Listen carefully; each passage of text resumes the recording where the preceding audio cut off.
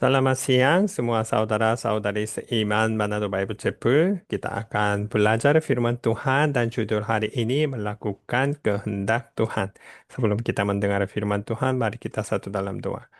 Terima kasih Tuhan karena Tuhan memberi kesempatan kepada kami semua bisa mendengar firman Tuhan sesuai dengan jadwal. Kami serahkan waktu ini kepada Roh Kudus. Roh Kudus akan membimbing hati-hati kami sehingga kami akan lebih mengenal Tuhan. Terima kasih kami berdoa dalam nama Yesus Kristus. Amin. Ah, Judul Manado Bible Chapel tahun 2026, Hosea pasal 6 ayat 3. Marilah kita mengenal dan berusaha sungguh-sungguh mengenal Tuhan. Dan di bawah judul ayat ini kita terus belajar langkah demi langkah. Dan kita akan melihat apa untungnya kalau kita mengenal Tuhan yang lebih dalam. Dan minggu lalu kita sudah belajar tentang orang yang takut akan Tuhan itu bagaimana apa artinya. Dan kalau kita sungguh-sungguh memegang perintah Tuhan, ya, Yohanes pasal 14 dan ayat 21, kita sudah melihat bahwa Tuhan melaksanakan sesuai dengan janji. Jadi kita sebagai orang percaya anak Tuhan, kita seharusnya berpikir bahwa semua firman Tuhan yang berada di dalam Alkitab itu sepertinya janji kepada kita sebagai secara pribadi. Jadi kalau kalian percaya dan pegang itu firman Tuhan sebagai emas, itu akan terjadi di dalam kehidupan kita. Jadi memegang perintahku dan bukan hanya itu. Kita seharusnya melakukannya, bukan hanya pegang di dalam otak, hati, nanti itu akan mengubahkan pikiran dan perlakuan kita. Jadi itu akan dihitung oleh Tuhan melihat kehidupan dia. Oh, anak ini mengasihi saya. Yang berikut itu apa? Ia akan dikasih oleh Bapakku dan aku pun akan mengasihi dia dan Tuhan akan menyatakan diri kepada dia. Jadi dia pasti akan melihat kemuliaan Tuhan di dalam kehidupan dia. Itu sepertinya menguatkan hati kita. Jadi kita sudah melihat apa itu Tuhan membawa melakukan bagi orang-orang yang takut akan dia. Itu gereja mula-mula. Pertama Tuhan membawa mereka dari segala bangsa di bawah kolong langit. Kisah para Rasul pasal 2 kita sudah melihat berapa daerah? Ya, 15 daerah. Jadi apa artinya ini? Tuhan sudah melihat kehidupan orang-orang yang saleh, ya, takut akan Tuhan walaupun mereka tinggal di luar Yerusalem. Dan lihat, mungkin kehidupan mereka sudah saleh. Mengapa Tuhan membawa mereka ke Yerusalem? Untuk apa? Ya, itu yang penting. Ya, kalau kehidupan mereka seperti yang mengikuti perintah Tuhan, itu cukup untuk menyelamatkan mereka dari hukum yang kekal, mereka tidak perlu mendengar Injil. Tetapi Tuhan khusus membawa mereka 15 daerah ke Yerusalem untuk apa? Ini firman Tuhan bilang, semuanya yang terjadi sesuai dengan rencana Tuhan. Memang indah. Yang pertama, Tuhan sudah membawa banyak orang-orang yang saleh ke Yerusalem dari 15 daerah. Karena pada waktu itu perjalanan mereka tidak mudah, tidak ada pesawat, mereka harus berjalan dengan kaki, dan itu akan makan beberapa bulan sesuai dengan jaraknya mereka. Dan Tuhan membawa mereka dan sewaktu apa yang itu terjadi? Rasul-rasul itu menerima Roh Kudus. Jadi bagiannya pihak yang Tuhan mempersiapkan rasul-rasul dengan memberikan Roh Kudus dan Tuhan sudah membawa orang-orang yang saleh sesuai dengan firman Tuhan kisah para rasul pasal 1 ayat 8. Tetapi kamu akan menerima kuasa kalau Roh Kudus turun ke atas kamu. Dan kamu akan menjadi saksiku di Yerusalem dan di seluruh Yudea dan Samaria dan sampai ke ujung bumi. Waktu kita melihat firman Tuhan, itu bukan dongeng. Tuhan memberitahukan rencana Dia melalui firman Tuhan dan langkah demi langkah siapa yang itu bertindak. Bukan manusia bertindak. Tuhan bertindak sesuai dengan rencana Tuhan. Jadi kita melihat rasul-rasul dan orang-orang yang percaya menerima kuasa yang Roh Kudus dan sekarang mereka menjadi saksi di Yerusalem. Dan apa yang Tuhan memberitahukan kepada mereka melalui Petrus. Ini yang penting, ya. Mereka semua orang-orang yang saleh. Yang pertama, siapa saja yang bersuruh kepada nama Tuhan akan diselamatkan. Apa yang mereka percaya? Mereka melakukan semua hukum Taurat. Tetapi sekarang cara diselamatkan sudah berubah sesuai dengan firman Tuhan. Maka Rasul Petrus mengajar mereka siapakah yang Mesias yang mereka sangat menunggu. Itu Yesus Kristus. Saat Yesus Kristus disalibkan, sesuai dengan harapan mereka, Yesus itu dia bukan Mesias. Karena mereka percaya bahwa Mesias itu akan menyelamatkan mereka dari kekaisaran Romawi. Ya, salah pemahaman. Tuhan menyelamatkan mereka dari budak itu ide jati diri yang itu sebagai hamba dosa. Ya, ke itu kerajaan Allah.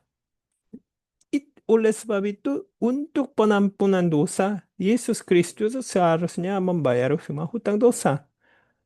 Yang kedua, itulah yang alasan Yesus Kristus mati dan dibangkitkan Kristus sesuai rencana Tuhan. Itu bukan kebetulan. Semuanya yang terjadi sesuai dengan rencana Tuhan. Wah, sahabat mereka mendengar semua ini, mereka kaget. Mengapa? Mereka berpikir Yesus Kristus pelayanan itu kalah. Tetapi semuanya itu terjadi sesuai dengan rencana Tuhan. Memang mereka takut. Yesus dimuliakan di sebelah kanan Allah. Apa artinya ini? Karena tugas dia sudah selesai, jadi dia beristirahat di sebelah kanan Allah. Dan dia, Yesus, dia menjadi Tuhan kita dan Kristus. Semua berkuncang. Jadi, siapa yang Allah yang dinyatakan dalam semua peristiwa ini? Ya, kita bisa melihat kejadian ini. Allah sudah tahu persis siapa saja yang mencarinya. Saat kalian berhidup di kampung daerah-daerah masing-masing kalian, Tuhan sudah tahu apa yang kalian lakukan. Bukan hanya itu, Tuhan sudah tahu hatinya kalian. Yang kedua, Tuhan Allah menyampaikan Injil Kristus kepada mereka yang takut akan Dia, meskipun mereka belum mengenal kebenaran.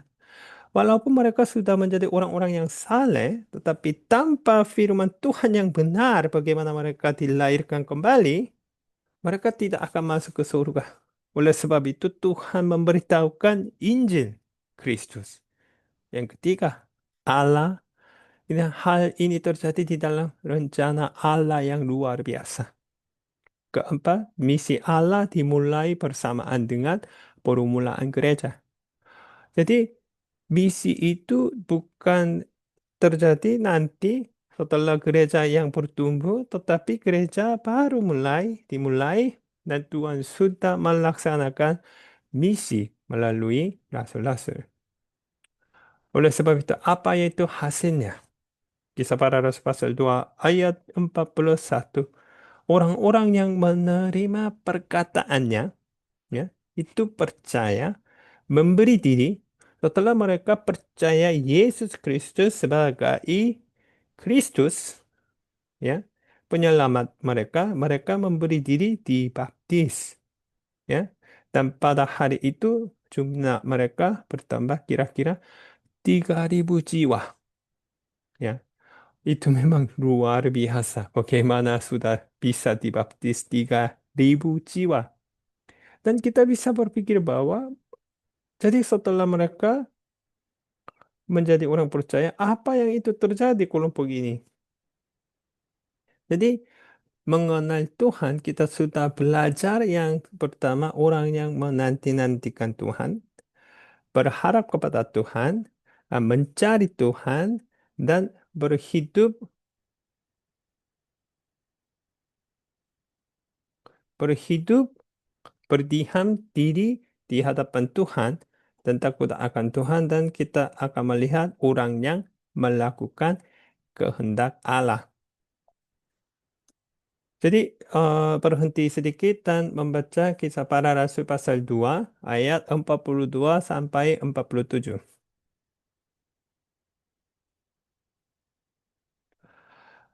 Apakah itu tahap yang pertama orang percaya melakukan masa gereja mula-mula?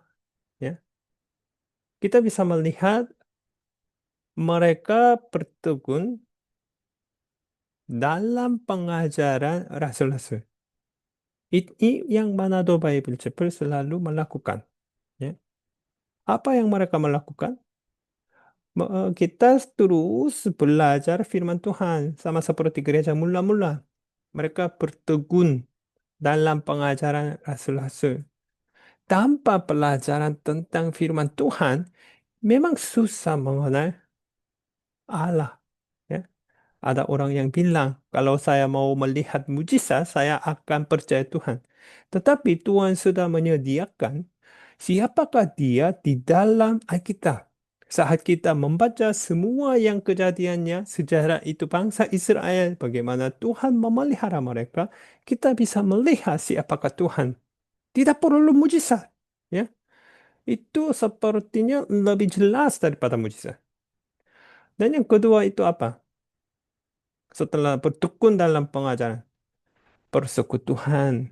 Ya, mereka selalu berkumpul, membagi bagaimana Tuhan bekerja di dalam kehidupan mereka. Ini bukan membuat seperti omong-omong untuk gosip-gosip, ya, tetapi mereka selalu berkumpul bicara tentang Yesus Kristus. Jadi apa yang mereka belajar, kita bisa berpikir itu sharing, ya. Karena Manado Bible Chapel sudah ada budaya sharing apa yang kita dapat dari pelajaran atau firman Tuhan. Yang ketiga, mereka sering berkumpul dan memecah-mecahkannya roti. Ini yang perjamuan suci Manado Bible Chapel kita terus berkumpul setiap hari Minggu dan mengadakan perjamuan suci. Yang pertama, mengingatkan kembali pengorbanan Yesus Kristus. Jadi gereja mula-mula kita bisa melihat bahwa mereka juga melakukan yang sama. Dan setelah itu mereka berdua bersama-sama. Karena mereka mengapa itu berdua bersama-sama. Kita sudah belajar bahwa itu berdua itu bukan hanya terus minta-minta kepada Tuhan. Itu persekutuan dengan Tuhan. Saat mereka berkumpul bersama-sama dan berdua itu keperluan dan kebutuhan itu jemaat gereja mula-mula, mereka bisa melihat bagaimana Tuhan bekerja di dalam kehidupan mereka masing-masing. Dan yang kedua, apa yang itu terjadi di dalam gereja mula-mula? Tadi kita bisa melihat 4 hal yang mereka terus melakukan. Yang pertama, bertekun dalam pengajaran rasul-rasul. Dan yang kedua itu apa? Ya, sudah lupa? Ya. Yang kedua, persekutuan. Dan ketiga, memecahkan roti. Keempat, itu berdua. Jadi apa yang itu terjadi di dalam gereja mula-mula? Maka ketakutanlah mereka semua sedang rasul-rasul itu mengadakan banyak mujizat dan tanda. Jadi Tuhan menggunakan rasul-rasul untuk mengadakan banyak mujizat dan tanda. Mengapa yang itu terjadi? Karena Yesus Kristus menunjukkan kuasa Dia melalui mujizat dan tanda, dan pada waktu itu orang-orang yang berkumpul di sana mereka mungkin perlu bukti, masih perlu bukti karena saya mau tanya, apakah waktu itu ada Alkitab seperti kita punya? Tidak, ya. Tidak ada Alkitab secara pribadi. Ya, mungkin pengetahuan mereka masih terbatas. Maksudnya sumber pengetahuan mereka masih terbatas. Sangat berbeda dengan masa ini. Masa ini ada internet, ada HP, ada Alkitab di mana-mana pun. Tetapi pada waktu itu tidak ada. Jadi Tuhan menggunakan mujizat dan tanda. Dan yang kedua, kita melihat bahwa semua orang telah menjadi percaya. Jadi bersatu. Ini yang Yesus Kristus terus berdoa bagi mereka.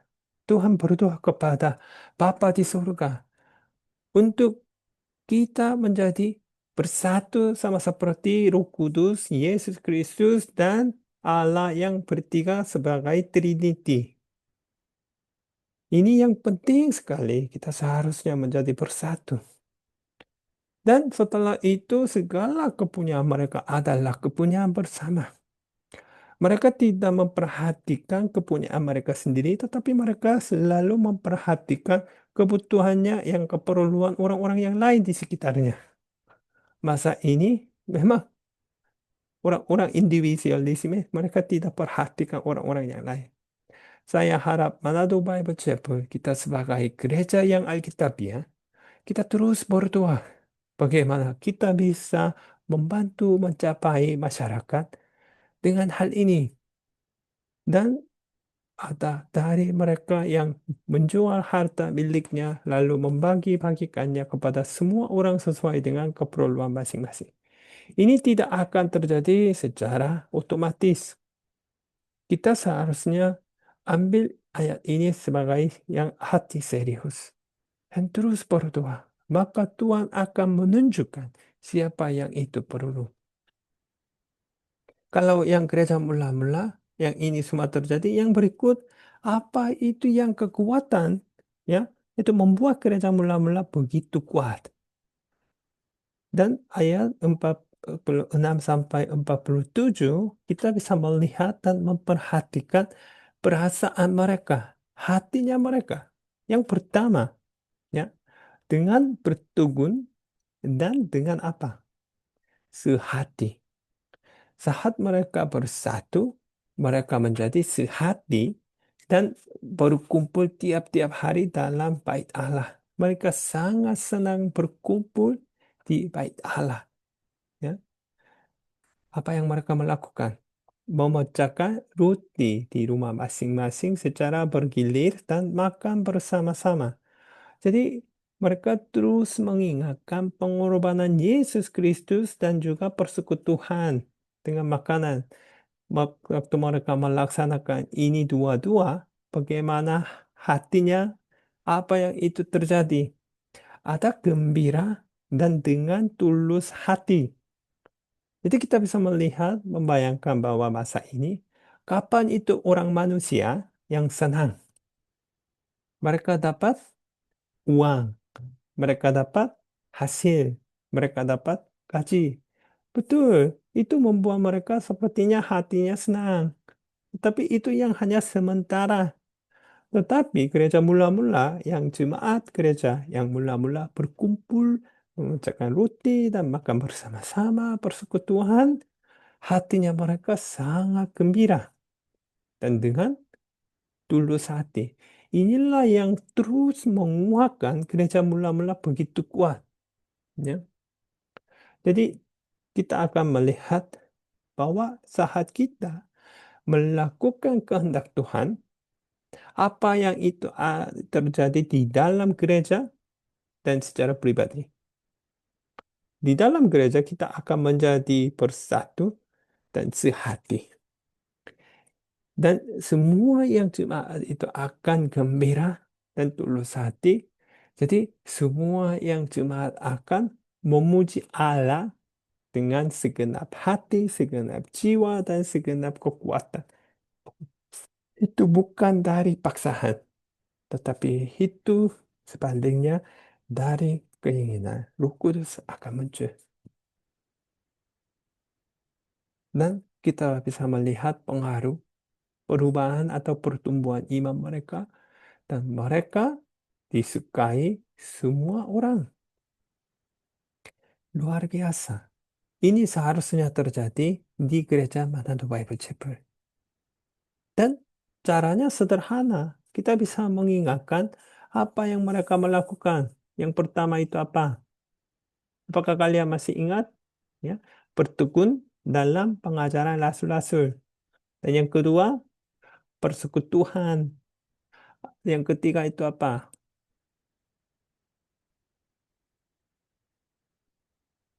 Keempat, berdoa.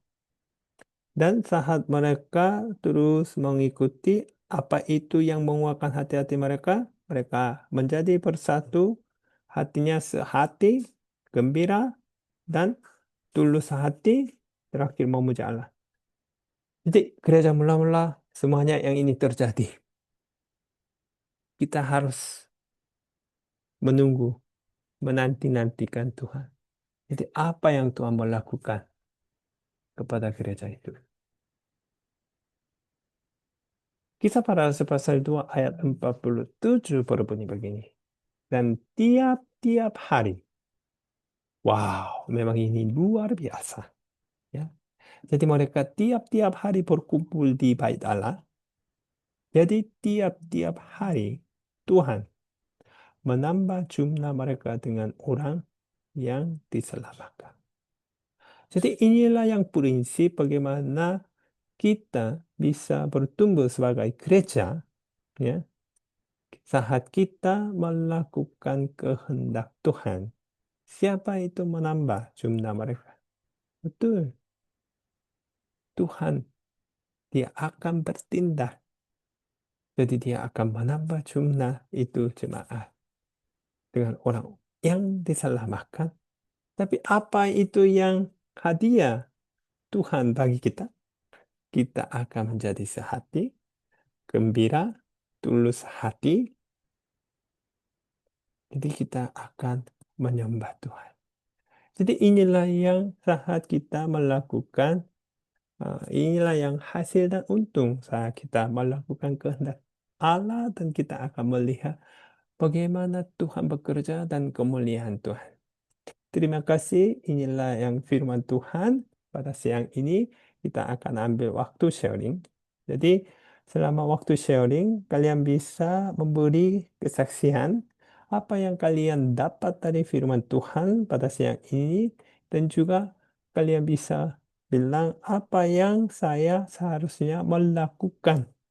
Ya, kehendak Tuhan di dalam kehidupan kalian masing-masing. Terima kasih. Kita akan ambil waktu sharing.